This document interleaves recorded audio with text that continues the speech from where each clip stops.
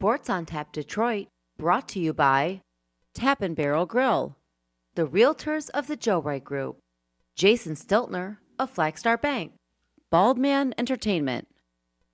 Good evening, ladies and gentlemen. I need all of you to stop what you're doing and listen. We are tonight's entertainment. We're here to fuck shit up. Sports the way it should be. Nothing sugar-coated, with loaded with all the information you wanted. From legends to prospects, nothing's off limits. Chris and Joe be taking on all topics with no stopping.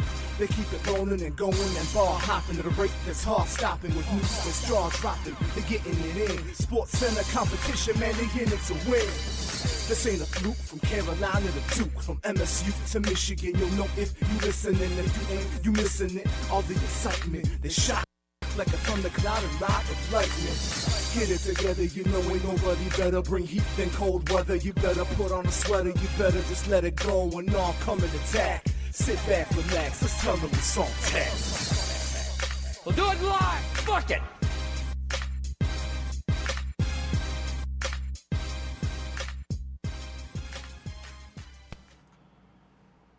Welcome to episode 206 of Sports on Tap Detroit, alongside Joe Waddell. I'm Chris Scott. Joe, how are you? I'm good, man. How about you? Yeah, I'm all right. I'm exhausted. I'm tired. I feel like this last month has just been one thing after another. That's kind of why we haven't done a show in like a month. Yes. Other than not a whole lot going on, but you know, sometimes life, as we talk about, kind of gets in the way. Yeah, I'm not gonna lie. We were close to not doing tonight's show too, but you know, Yeah. it's been so long. It has been, and some stuff has happened recently, so we figured we might as well get on the mic and talk about it. But like I said, life gets in the way. You know, just I'll say it like my dog, he had to take him in for surgery because, you know, like dogs do, they tend to chew stuff that they're not supposed to and swallow stuff that they're not supposed to. And which in turn it got stuck, and basically had to have surgery to get it out. So, And they cut him from stern to. they cut him. It was all the way. Yeah, it was across. it was quite the incision that was made. But he's getting back to normal. He's almost there. He wants to do more. You can see it. He's getting back to how he was before. Does he still have the cone of shame on? He does not have the cone of shame, and I gotta send a big shout out to one of Allison's coworkers, Sarah McMaster. She had dogs that had gone kind of through a similar thing, and she had this vest type thing, I guess. So he was able to wear that to obviously cover his incision. So he didn't have to wear the cone of shame because, while kind of funny while he was wearing it, he would just walk into stuff because obviously he's not wearing it. Or he's not used to wearing it. But it was like, all right, if we can find something that he doesn't have to wear that would be ideal. And luckily, Yeah.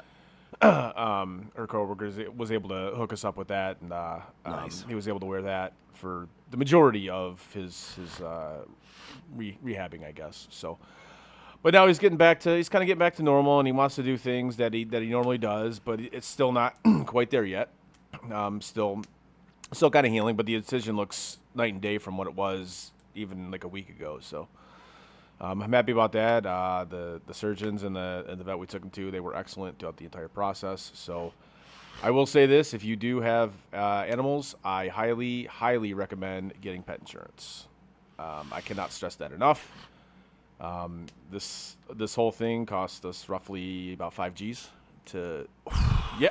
But with the insurance that we have, we were able to recoup about 90% of that. So Nice. I cannot stress it enough.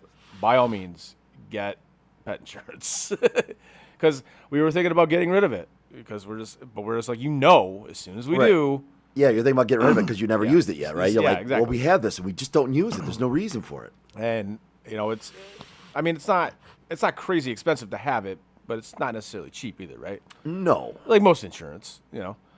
Like I said, we were thinking about getting rid of it, but we were like, as soon as we do, something like this is going to pop off. And Yep. clearly it did, but I'm thankful we had it. And he's on the road to recovery. He's doing a lot better now, and I'm happy about that. It was a scary couple days. 'Cause, I mean, it was like when he originally threw up, we were just like, okay, it's happened every once in a while. You know, he'll Right. ingest something and he just throws it up. It's like, okay. And then threw up again. I was like, oh, what the hell, man? And then it just got kind of progressively worse. And there was one, I mean, you could have filled probably a gallon of, like a gallon milk jug full of, it was gross. And so we took him outside and just let him eat, I had pee or whatever. And there's this little, like, hole that they've dug toward the back of our backyard. He literally went to go lay in there. And just like, this is it. I'm done. I was like, well, we probably should take him. Wow. So and this was on Memorial Day when this happened. So luckily we found a vet that was open. Took him in there. He threw up there, which was okay. So they did the X-rays, took a look, and they showed us, hey, this is what's going on. Okay. And they found an animal hospital out in Rochester that was 24/7. So Yep. I've been there. yeah, so we took him out there. While we were waiting to get him admitted, he had the most disgusting explosive diarrhea I've ever seen in my life. Like it was a wreck, man. but it was funny because after he did that, he Yeah. didn't throw up at all. After that, Really? no. So it's like, okay, but I mean, you still got to kind of get in there just to make sure nothing's still in there. You Yeah, know? of course. But like I You said, don't want to just leave a piece of a toy in there, Right, right? You gotta exactly. think, like, still got to go in. so like I said, they were able to do that. We got him back, next day, and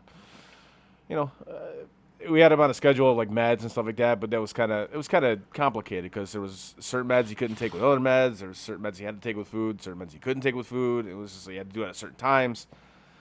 It was just like, oh man, and credit to Allison, she was absolutely in charge of that. Because if it would have been me, I'd be like, oh shit, like I don't know if I can handle this, but she like she does. She's very. It would have just been a sea of pills. Right. She's very organized about that stuff. So thankfully she was here and she was able to kind of schedule everything as needed. So I'm just happy he's kind of getting back to normal here, and hopefully we don't have to deal with anything like that anytime soon. So or ever again, which would be ideal.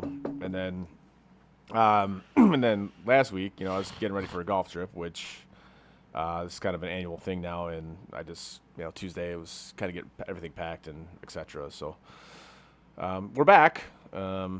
Obviously, some stuff's gone down since a couple things. A couple things like your best player from your football team getting traded to the LA Rams. Who, credit to the Rams, man. They're like, hey, we're doing it again. But throwing all the chips in. Let's go.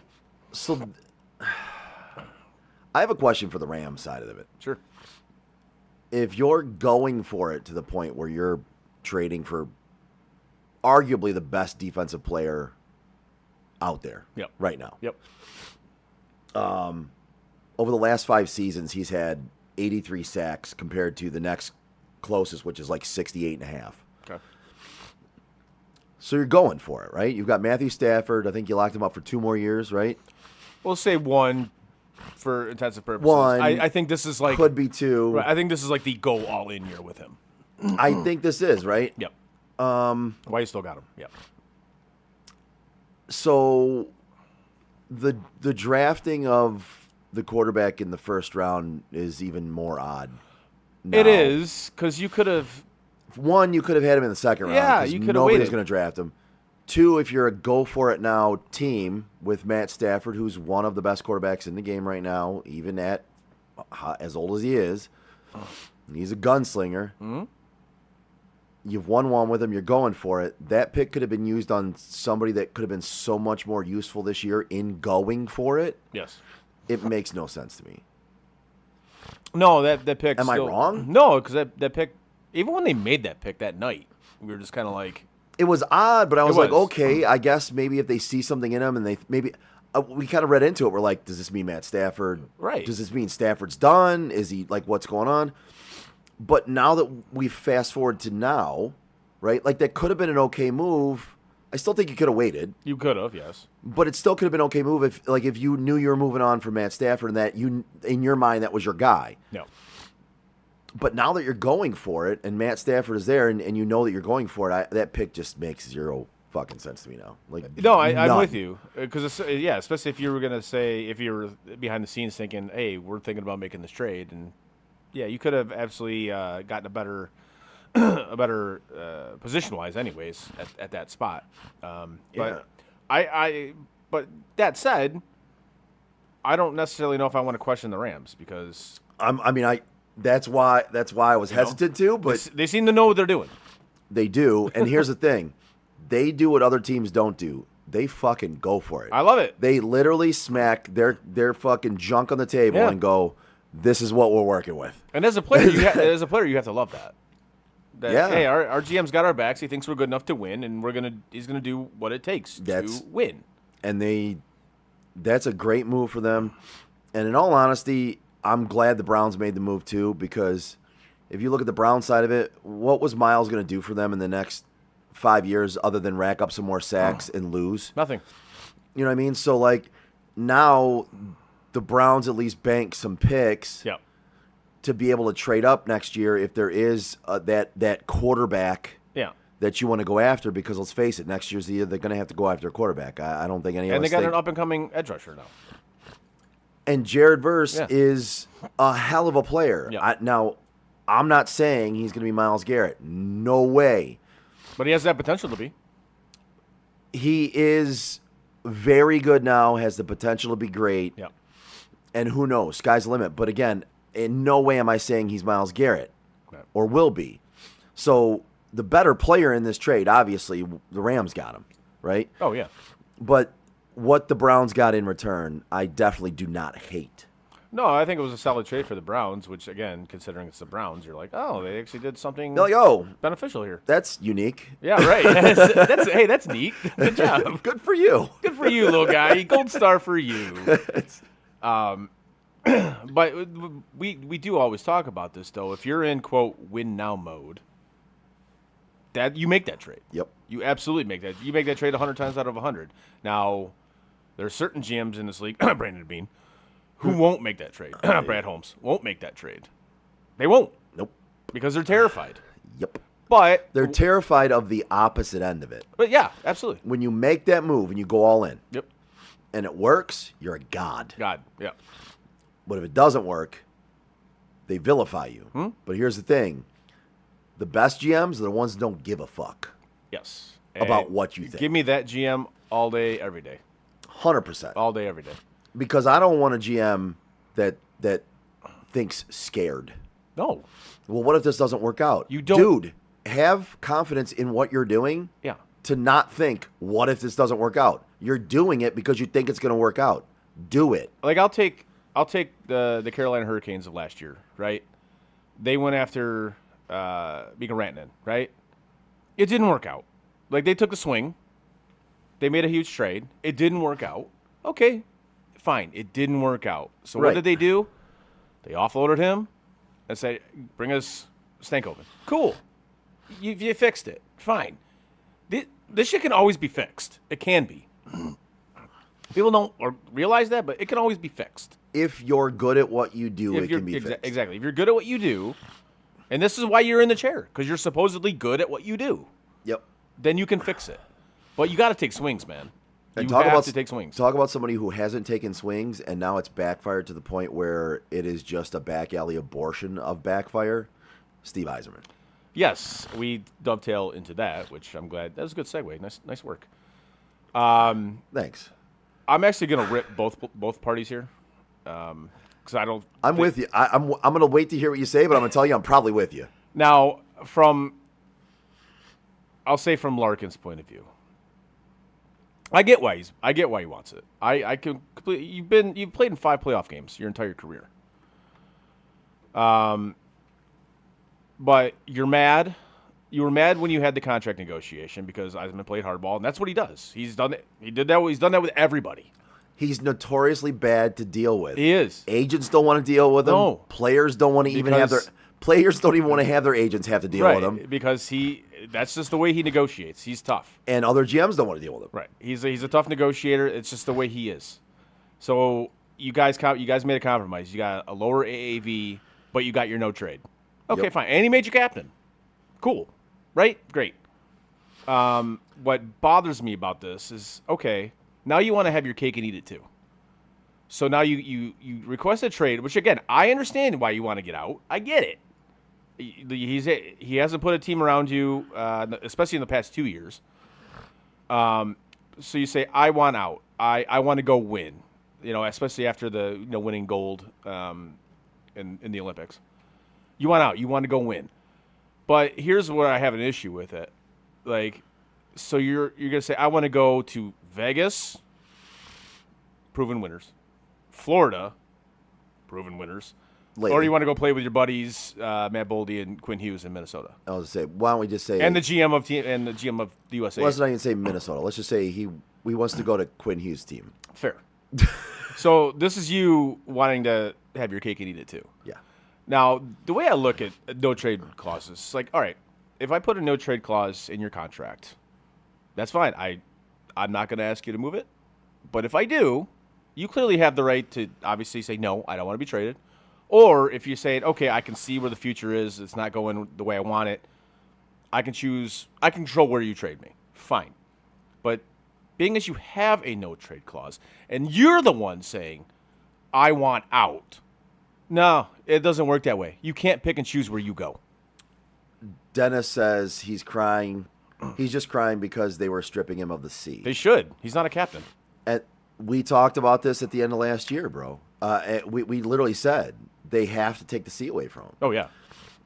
Yeah. And in all honesty, it hasn't come out yet, but I'm with you, Dennis. I truly believe that is part of what led to this this fraction that really carved them apart on this, because it seemed like they were still in lockstep for quite a long time, and then all of a sudden now he's requesting a trade. Yeah, and I truly it started with the contract negotiation. That's when it started. Yes, but again, after that, it seemed like it was copacetic again. Yep.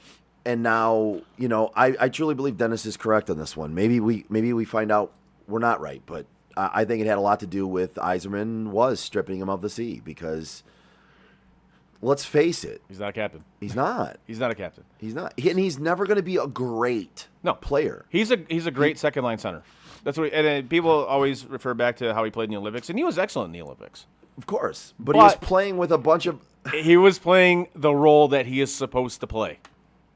That's who Dylan Larkin is. He's not a number one center. He's a number one center on a bad team. Mm-hmm. He's like, remember Bobby Higginson? We thought he was the greatest thing since sliced bread. Yeah. He was the best player on a horrendous team. Right. He was just an okay player. Exactly, but he was the best of absolute shit. Absolutely. But this team, he's not even the best player on his team now. He's not. Nope. And so you put him, you give him a C. Okay, cool. Who else are you gonna put it on? Right. At that point, when they give it to him, who else are you gonna put it on? I mean, there's really not many, and that's the problem I have with Steve, which I'm sure you're going to get in on Steve, but that's part of my problem with Steve is you haven't put anything around Larkin either. Like, you haven't put anything around him. You haven't put anybody there. There's nobody on this team that clearly deserves the C. See, that's the problem. Who clearly deserves the C? This is where I'll slightly disagree with that there was nobody around him, because this team this season, at one point, they were the best team in the Eastern Conference. They were. Now, he failed, and we've ripped on him for it. What had happened during trade deadline, and even last year we ripped him for it, is you didn't do enough to solidify your team as either the best in the Eastern Conference, or at least the best in your division. Right. It was there for you. It was. It was there for you, and you didn't. You got David fucking Perron, who's like 96 years old, and Justin Falk. And no disrespect to Justin Falk, he's not a difference maker. Nope. And the Quinn Hughes. He's a piece. He's not the piece. And the Quinn Hughes stuff, we just talked about, take the swing. You didn't take the swing. And now Larkin wants to go play with Quinn Hughes. You didn't take the swing. You didn't. I bet a lot of stuff to say if you made that trade for Quinn Hughes, he would have re-signed in Detroit. Absolutely. I 100% agree with that. I think that would have happened. Dennis says, I've heard stories that he lost that locker room a while ago, and there was problems in the room. Are you talking about Dylan Larkin, Dennis? I'm assuming he is, but I would imagine he is. Yeah. Well, and we've discussed it, right? Would it surprise you? No. As the captain, though, when your team collapses down the stretch, that's on you. 3 seasons in a row now? Dude, you're the captain. You're the one that's supposed to be leading the shit. You're the veteran on the team. Even without the C, you're the veteran. You should be a leader, and it just the leadership wasn't there. You're saying Andrew Kopp is the captain?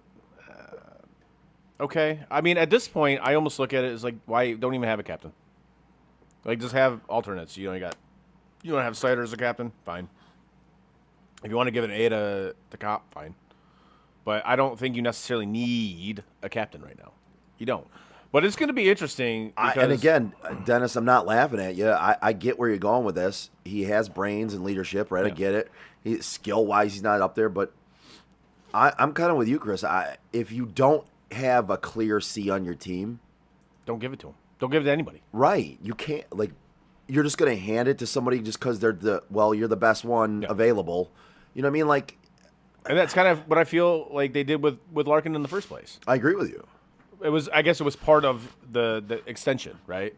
Okay. Well, and he was the best player on the team at the time. Yeah. But that in itself says a lot. He was the best player on the team at the time. Yeah. So, going over to the Yzerman side of this, I don't know. I honestly don't know how you survive this. I don't. I said it during the season, this past season. I go, if they don't make the playoffs, he should be fired. Should have been. He absolutely should. And frankly, you can make the case he should have been fired after last season. It's Agreed. like, okay, give him another chance. Especially after this year's collapse, which was actually a better team. He should have been fired right after the season. But again, and this is why I always say I hate when team legends become upper management or head coach or whatever, Yep. is 9 out of 10 times you tarnish your legacy. You do. It's just the way it works, man. There's really no upside to it. If you're gonna do it, don't do it in the city that you became a legend as a player. Right. Go somewhere else, which he did at first. Yeah, he was great in Tampa. And then they clamored for him to come here. Yeah. And this is what you get. Like I agree with you, Chris. It's one of those things you just should not do. And this is one of those glaring examples of why. There's no upside to it. None. There is no upside to coming back to your former team, your club legend. Like there's nowhere to go but down. Yep. Like even if you win a cup, who cares? Right. What difference does it make? Great. You basically just stay at the same level. You're already a legend. You're already a legend. You brought a bunch of cups to Right. Detroit as the captain. If you win one cup as a GM, the risk for the one cup doesn't outweigh what you're going to get if you don't win it. No, but again, like I said, I'm curious to see how he handles this. And frankly, I think what's going to happen here is he's either going to say, you got to give me a bigger list, or you have 5 years left on your deal, man. I can do whatever the hell I want with you. And is this a confirmed only 3 list? I haven't heard it confirmed, because that's the one thing I wonder about is, like, did they say, give us your top 3, and he gave them the top 3? Did they say, give us the teams you want to go to, and he only gave them 3? Like, there's some more of the story I want to hear. Everything I've heard and from, hockey insiders that was it. It was a 3-team list. Bro, get fucked. Yeah, and I think that's what Eisman's going to tell him. He's like, get fucked. You give me at least 10. Right. Okay, how about we can try? Yeah, give me at least 10 that you're willing to go to. And in reality, what you should do is say, give me the 10 you don't want to go to. Yeah. The rest are on the table. Like, give me your 10 you absolutely have no desire to do. Send 71 to Grand Rapids. I like that. Well, Steve's so stubborn and hard-headed. He might. Yeah, he might. I think this is something now, and you're starting to see the NBA mentality creep into the NHL. Because you know how NBA players, they call the shots. Yeah. I want to play here. I don't want to play here. I don't want to play for this coach, etc. And it's starting now to creep into the NHL, and I don't like it. I can't stand it. Now, Yeah. we're obviously in our everyday lives, we're free to go wherever we want. We don't like a job, we should be able to go wherever we want, right? Absolutely. Okay. But we don't sign contracts. Although technically I did have to sign a contract. Well, fair, but most people don't have to sign contracts, right? Right. But you're locked into you're still locked in for 5 years, man. He doesn't have to do shit. Right. You sign the contract. You sign, and that's another thing. If you kind of saw the writing on the wall a little bit, why did you sign that long of an extension? Yeah. Do what Matthews did. Sign a 4-year extension. Right. Do what McDavid's doing right now. Sign a 2-year extension. Right. And then go from there. If you don't like where you're at, bye. Because if you go into your fourth or after your 3rd year, right? You have that 4th year remaining. It's clear, and you can see what's going on. They're going to trade you. They're absolutely going to trade you. Why would you resign him? Right. Right. You can get something for him, but to sign that long of an extension, right? And especially how it was very contentious. When that went down, it was very contentious. At that point, you should have said to your agent or yourself, be like, hey, maybe I don't want to lock myself in here that long. For that long. Maybe, like I said, maybe a bridge deal, like a 3-4 year deal, whatever. Right. Now, I don't know if Yzerman would have gone for that, but maybe he would have. Who knows? But if you really had apprehensions then, right? If Yzerman really doesn't go for it, then what? You test the open market? Yeah, then you test it. So it's kind of a win-win for you here. Right. Like, I still don't see the downfall there for him. Like, I know, he wanted to be a Red Wing and blah, blah, blah. He's from Michigan, et cetera, all that nonsense. But, again, if you kind of had a contentious, negotiation, and you kind of saw where the team was at and where it was kind of trending, to me, it doesn't make any sense to sign that long of an extension. It makes 0 sense. None. And I don't want to say I guess you could see this coming, but it was like 2 years ago when he bitched that Yzerman didn't do anything at the deadline, which he didn't. That was kind of like, okay, this might be a thing. And obviously you see what it's turned into. It's become a thing. It's become a thing. And I read something today that Yzerman was none too happy about his behavior after that gold medal game.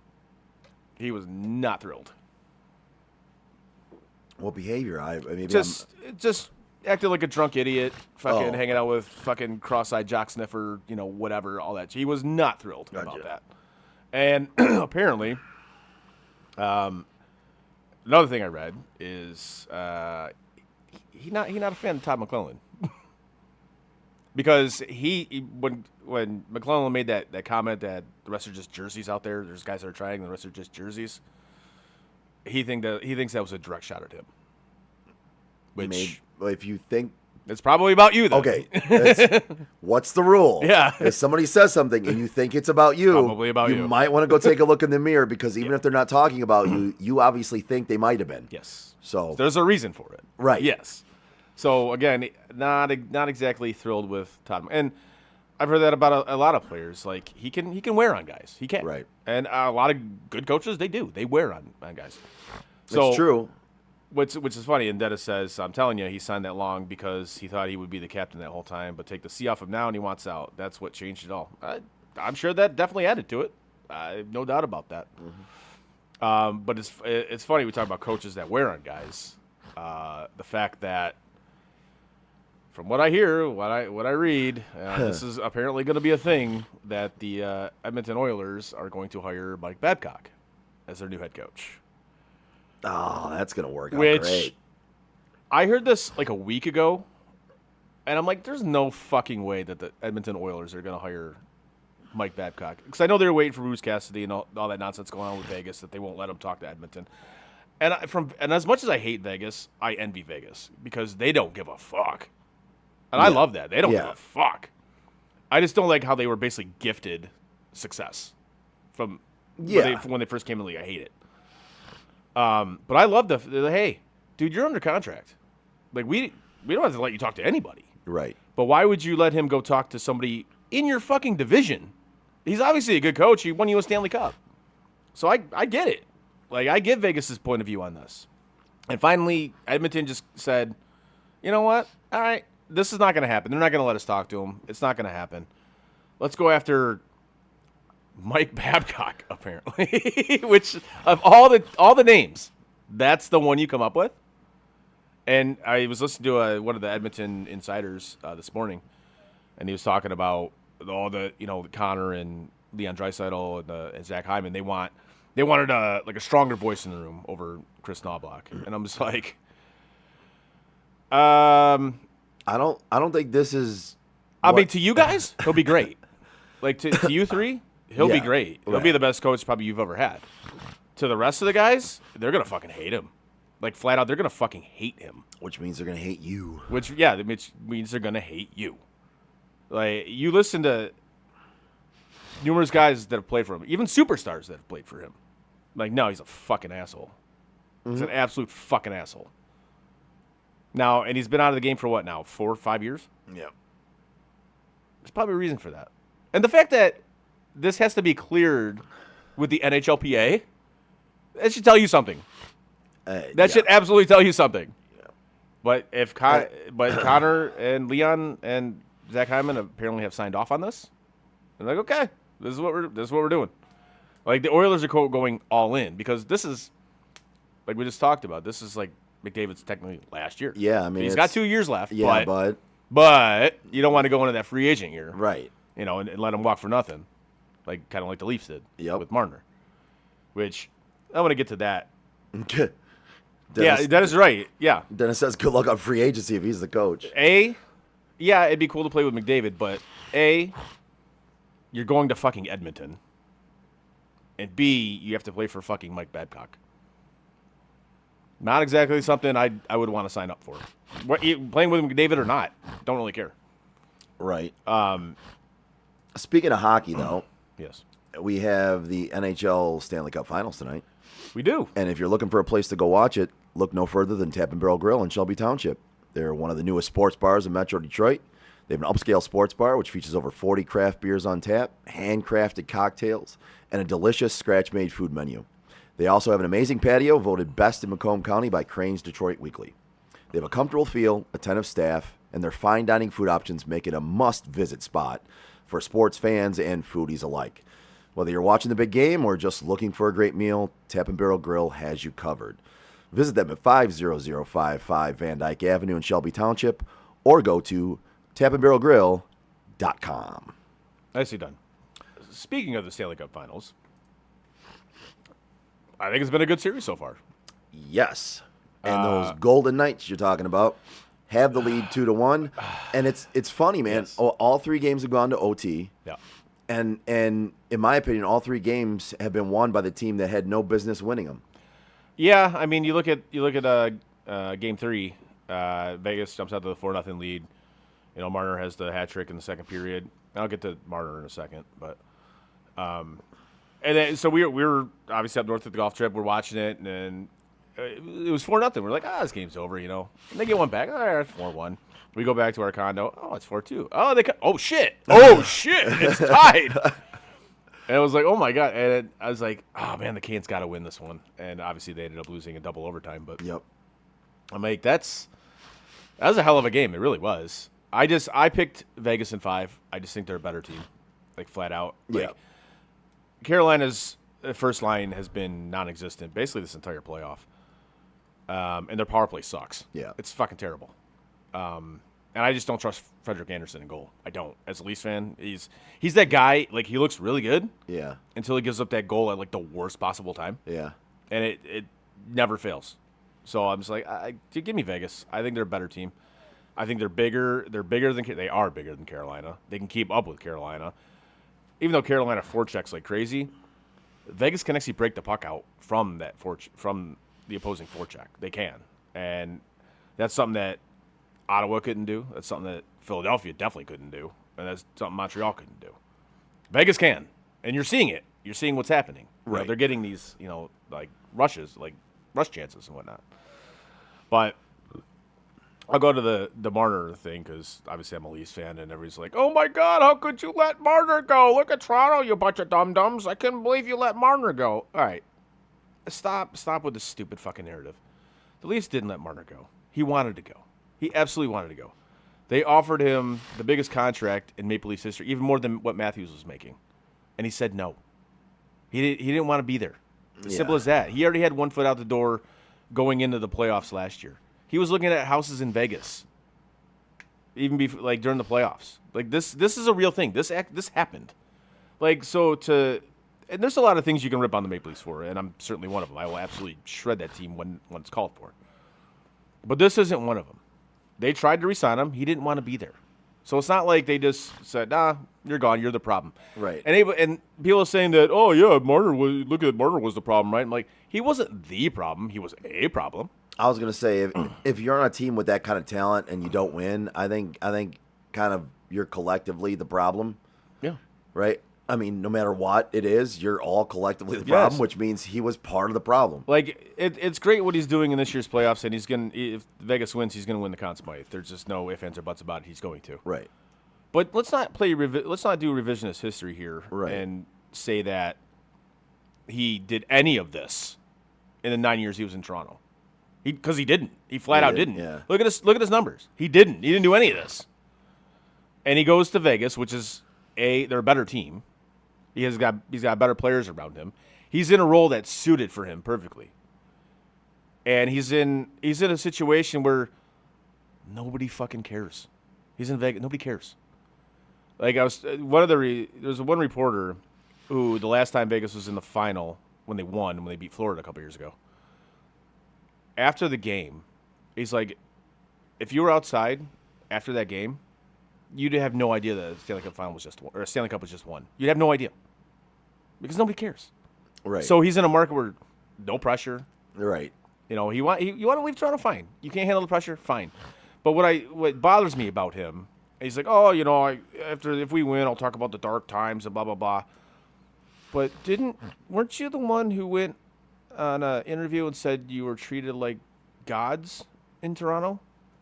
Which is it, Mitch? Were you treated like gods, or did you have a lot of dark time? Which is it? I don't know. Which is it? And this is why I can't stand him, because I think he's a fraud. I think he's a phony. Whatever he does in Vegas. You don't think he could be treated like a god and still have dark times? No, because that doesn't make any sense.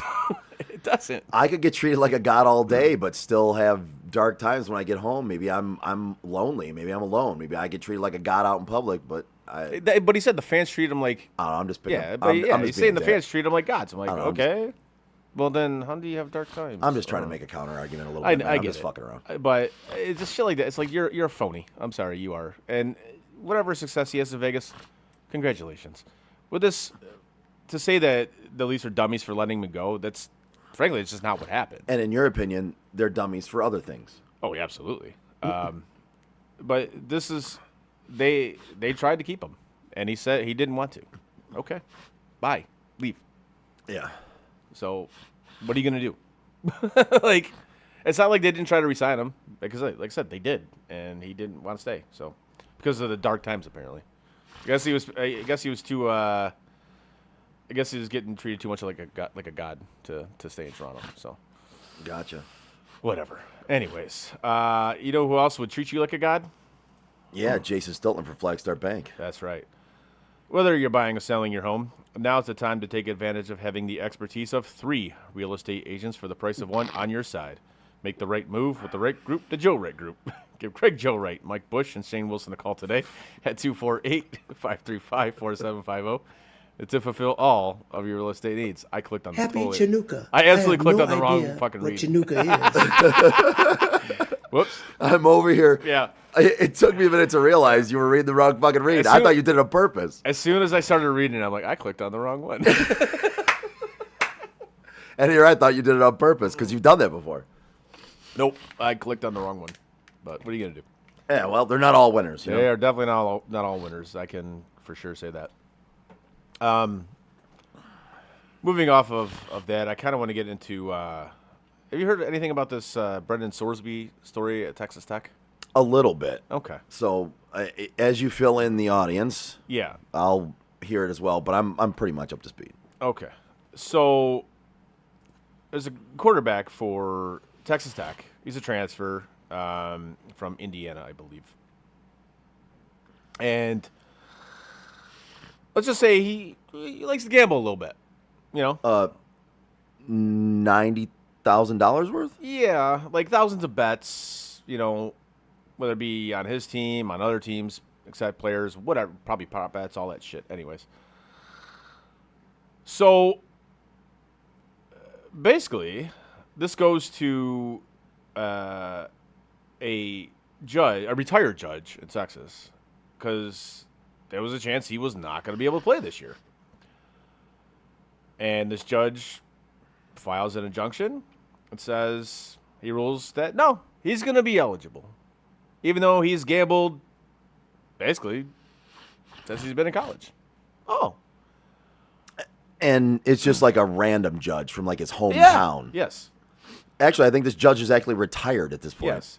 His, what did he said, yeah, it says the court ruled. All right, so retired Lubbock judge Ken Curry granted Sorsby a temporary injunction against the NCAA, allowing him to play during the 26th season. So he's going to sit out 2 games against Abilene Christian and Oregon State. Great. My first question is, how can a retired judge make any order?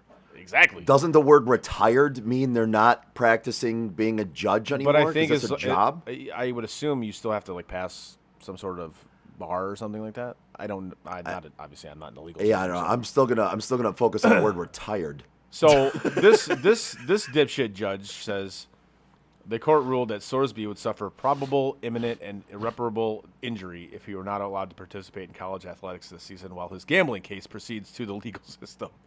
Are you fucking serious? Are you no, come on. What? Come on. It's like earlier this year, the NCAA ruled Sorsby permanently ineligible after he admitted to placing thousands of bets over 4 years, including multiple on his own team while redshirting at Indiana. Jesus. I'm looking at this and I get why people would be mad with the judge, and I get why people would be mad with the player. I'm mad at Texas Tech. Yeah. Like, have some fucking stones and be like, you know what? No. No, you're done. You're out. If you were on a team playing Texas Tech this year, would you boycott the game? Yeah, I would. I'm with you. I would. I absolutely would. Absolutely, I would. And a lot of teams are talking. A lot of teams in the Big 12 are talking about doing that. Oh, they really? Yeah, Yeah, I absolutely would. I would boycott the game. Like Georgia has already said, like we will not schedule anything with any Texas Tech program. Period. Good. Not just football, like any of them. Good for them. Yeah, it's like Georgia Athletic Director Josh Brooks condemned Texas Tech's decision to play Sorsby after the ruling. Said true integrity means holding your program accountable when things go wrong. Now, it's kind of funny that Georgia's fucking AD brings this up when basically your entire football team is a bunch of fucking drunk drivers and people that do stupid shit. But I see I guess I see the point he's making here. Do as I say, not as I do. Exactly. It says, yeah, true integrity means holding your program accountable when things go wrong, but not buying custom legislation or running to a local courtroom to bypass the rules. Brooks wrote Monday night. And if you can pull it up, Scott Van Pelt had a great quote on this, and he's absolutely fucking right about it. It basically just came out, it's like, there are no rules. There aren't. Like, NCAA says no to another year of eligibility, go to court, sue them, you get another year of eligibility. The fact that, and we've talked about this with the NCAA, and it's just how toothless they are. Like, the NCAA, it doesn't even matter anymore what the NCAA does. It just doesn't. Like, they shouldn't even exist as an organization anymore. Because the fact that you're letting outside entities basically overrule your governing body, you're fucked. It's over. It's a fucking wrap. Yeah, so Scott Van Pelt, you asked me to pull it up, right? Yeah. So he says, there really aren't any rules. You just go to court. If it fails, go to court again until a judge says you're all set. Yep. Won a seventh year? Sure. Broke rules? It's fine. There aren't any rules. Yep. But the NCAA just filed an appeal. Like yesterday, they filed an appeal. So I'm curious to see where this goes. Because now you legitimately have to question the integrity of any game you play with that player in it. You have to. Yep. You absolutely have to. And if I'm another university, I'd be like, all right, man, you want to play this fucking kid? Fine, but you ain't playing against us. Yep. Not happening. Like the Big Ten is expected to discuss a league-wide mandate against scheduling the Red Raiders in the future. Like, that's the only way this is. This is the only way you're actually going to do damage to Texas Tech and actually make this, not go away, but hey, do the fucking right thing here. Right. This kid should not be playing. Like, flat out, he shouldn't. Congratulations, you're getting your life together. Awesome. But you should not be rewarded for fucking what you did. No. You should not be. And before people go, oh, what about these guys that, beat women and shit? Like, no, they should be fucking bounced as well. Agreed. They should be, second chances? No, fuck that, dude. I mean, Ray Rice got bounced out of the NFL for hitting a woman. The only thing is, the fact he hit a woman wasn't the reason he got. It was the fact there was video of it. Yes. The simple fact of him doing it wasn't enough. That was video. There was video. Yes. But still, in that case, I was with it. I was in agreement. You embarrassed the Shield. Right. And they're like, nah, dude, you're out. But even like this Georgia stuff, with all the drunk driving and shit like that, you should be suspended for at least 1 year. Mm-hmm. You cannot play anywhere. At the very least, 1 year, you're done. But no, because the NCAA is toothless, and these kids are just going to go to a judge or like this guy, right? And the judge is going to be like, I don't want to harm you or your future. You can play. You're fine. I just don't understand how that ruling fucking stands. Like, I don't understand. Yeah, I don't understand a lot about this one, man. There's a lot I don't get. No, again, I'm waiting for more of this to play out. And I know I'm concentrating on one weird thing, but I still don't know how a retired judge can make a ruling on anything. No.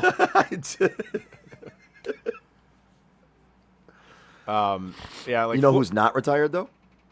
No. Jason Stillner. Jason Stiller for Flagstar Bank. I got this one. If you're a homeowner or looking to be a first-time home buyer, give Jason Stiltner, Senior Loan Officer at Flagstar Bank, a call today at 248-752-3631. Jason has great mortgage programs for first-time home buyers, including down payment assistance options and excellent interest rates. Again, give my guy Jason Stiltner from Flagstar Bank a call today at 248-752-3631 and get the excellent service you deserve. Flagstar Bank, Equal Housing Lender, member FDIC, NMLS number 27546. Sports on tap. Florida's athletic director, Scott Strickland, he says, that's not a judgment on the young man. Oh, where the hell did it go? I hate when it does that. Oh, it's gone. It just left. It just disappeared. It is. So that's not a judgment on the young man. It's just that was a pretty fundamental tenet of American sports, that if you're going to participate, you can't gamble, especially on your own team. Yeah. Pete Rose? Exactly. That's what he was. It's a pretty known fucking fact. He's like, he proceeded by saying that, but as someone who grew up reading about the Black Sox and not only seeing what happened to Pete Rose. It's yeah. Like that. And has the legalization of gambling helped this? Yep. 1,000,000%. Yes. Like, it is. We talked about this when this first kind of became a thing, like legalized gambling, and like this is going to cause major problems. At some point, it's going to cause major problems. Yep. And you're seeing it. You're not just in college football, but you've seen it in the NBA. You've seen it in the NFL. Yep. We're literally watching a game right now, the Yankees and Guardians game. And there's a big Bet365 thing on the back of behind home plate. And it was also behind the outfielder that went to field that ball. Yeah. There was another big sign out there. Of course. I feel like anytime you watch there it is again. Right. I feel like anytime you watch a sporting event, every other commercial is a gambling ad. It's either DraftKings or FanDuel or I would say Jam. Yep. There's so many of them. So it's like, I mean, if you bet, see, that's the thing, man. I don't even know how you would regulate that. I really don't. And that's an issue. Or you just make it. In my opinion, the gambling isn't the problem. At this point, so many people gamble. Like people's grandmothers are gambling on fucking websites and shit. Right. I look at it as you're never allowed to bet on your own team. No. That's fair. And if that ever happens, to me, that's the only time where I can see like somebody has an incentive to do something. You bet on your own team or you bet on your own game, right? Even if you bet on your own team to win, I don't care. I don't care either. That's still not no. Yeah. But if you're betting on, or even if you go as far as you're not allowed to bet on the sport you play, you can only bet on the sports. Like if you're an athlete, you can only bet on if you're a football player. Yeah. You can only bet on the other sports. You can't bet on any NFL, right? Yeah. Some sort of rules and regulations like that. But again, how do you actually regulate that and make sure it's happening? I don't know. I mean, they seem to be able to find out with all the technology behind all of it. Yeah. It seems like it's pretty easy for them to come across. I look at it this way: if you get popped betting on your own team, I don't care if you pick them to win, lose. It doesn't matter. It doesn't fucking matter. Make it very clear. If you get what the punishment is. Yeah. Yep. And the punishment should be you're done. I don't think 3 strikes. Exactly. I think. See, I'm a little bit more lenient. I think you get caught once. Okay, you fucked up. You get suspended for a year. You get another chance, right? You can. One mistake doesn't make your whole future, right? None of us are one of our biggest mistakes ever, right? So at that point in time, all right, you do it. You get a year suspension. Second time, you are done. You are done. There's no coming back. This is why I disagree with you on this, is because it'd be crystal clear.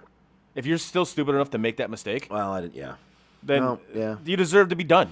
Like it says it crystal clear. If you bet on your own team, you're done.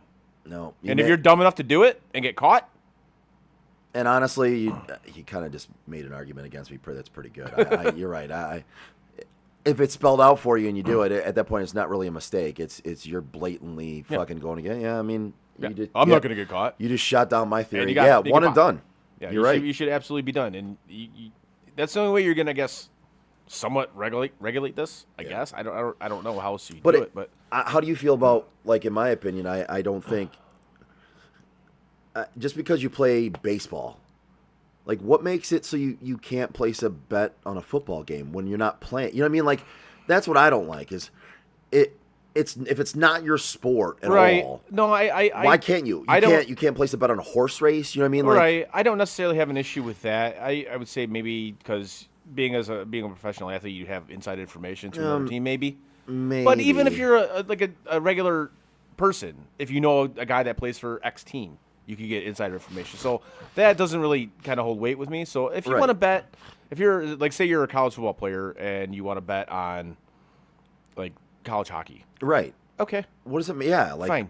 Okay. I mean, if you're going to get insider information probably, but again, any normal person could possibly get the same information. So it's not that big a deal to me. It's like, anybody else that is at that university maybe could get the same Right, information. exactly. So just because they're not an athlete, they can go place the bet, but the athlete can't? That I'm more lenient on. Maybe regulated to you can only bet a certain amount of money on it. You know, they got your max is like $100, you know, $500, whatever number you want to put it at. But right, I again, I'm not totally against betting on other sports, right? But you cannot bet on your own sport, flat out. You can't do it, and then especially betting on your own team. Oh yeah, that's no done. What kills me is that's not a fucking just everyone. Just doesn't do that. Like, you just don't know, right? That. Like, you don't really. That's the one thing you don't. Everyone knows that. What just kills me now is this is just life now. Yeah. There's no consequences anymore. No. Zero. You can just literally do whatever you want. And there's no. But it's a whataboutism bullshit. Mm-hmm. No, stop it. Yeah. You know what would stop the whataboutism? Actually doing something about it when it actually happens. Yeah. You know? Instead, this is why people aren't afraid to fucking do shit anymore. Because they know they're not going to get in trouble for it. Yeah. That's why you see these idiot streamers walking around talking, you know, saying racist shit to fucking people and, you know, hey, man, one of these days you're going to run into the wrong one. And it's not going to end well for you. No. And this motherfucker probably still going to walk free. Yep. And that's what's fucked up about it. And the person who ends up going off on the guy for egging him on like that and saying something stupid, they're the ones who are getting Mm-hmm. This is the problem. So this is a problem just with society in general now. But absolutely. Anyways, you got anything else? I don't. Okay.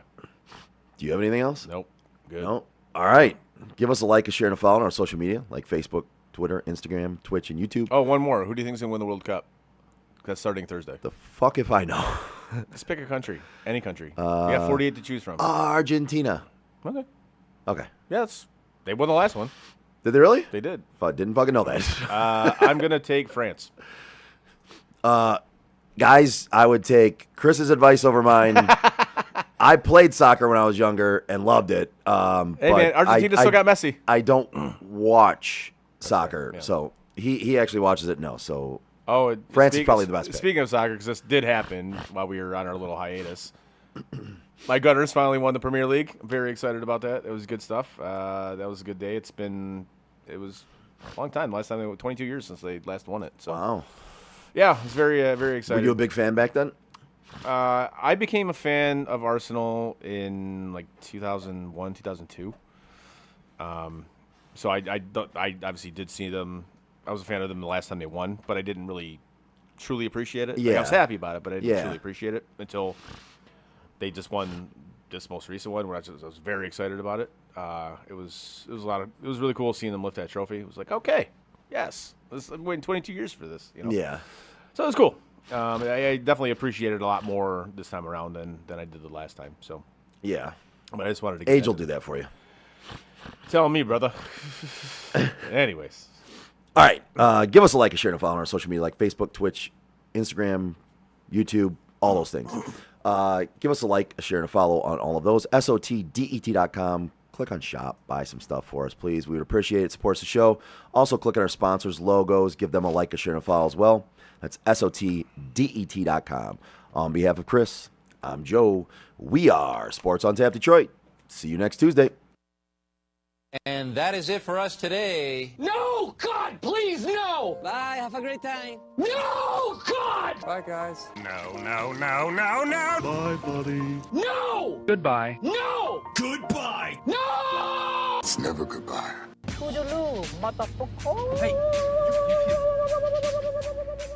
You know, we've been through our ups and been through our downs. You were meant to be here tonight. You guys will always be in my heart. Great moments are born from great opportunity. I think the most important part is that we all stay together throughout. Don't give up. Don't ever give up. Live. Fight like hell. The best thing I have ever done, the best thing I will ever do, is be a dad. God, I love you guys. Mamba out.